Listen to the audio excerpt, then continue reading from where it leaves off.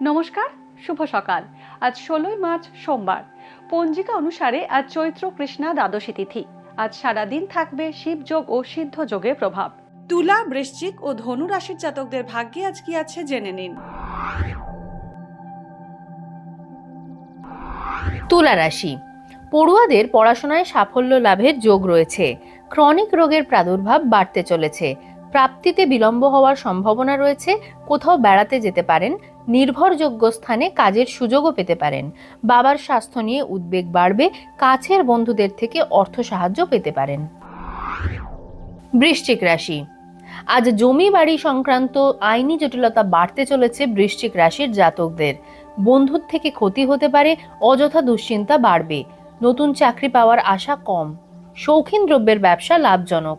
বিয়ের যোগাযোগে বাধা আসতে চলেছে। বাড়ির প্রবীণ সদস্যদের সঙ্গে মতবিরোধ হতে পারে। প্রাপ্তিতে দেরি হবে।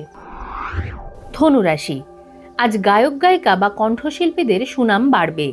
শরীর স্বাস্থ্যের ব্যাপারে সাময়িক কিছু সমস্যা আসতে পারে। অপ্রয়োজনে খরচ হতে পারে। ভাই বা বোনের থেকে ক্ষতির আশঙ্কা রয়েছে। কেরিয়ারের বিষয়ে ভুল সিদ্ধান্ত নিতে পারেন। দূরযাত্রায় বিপদের আশঙ্কা রয়েছে। ভাগ্যে কি আছে, দিন কেমন কাটবে, জানার ইচ্ছে সবার মনেই। আপনার সঙ্গে কি ঘটবে জানাচ্ছি আমরা।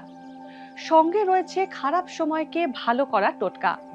ঘরের কোথায় কি রাখবেন, বাস্তু কি বলছে, কি রহস্য হাতের রেখায়।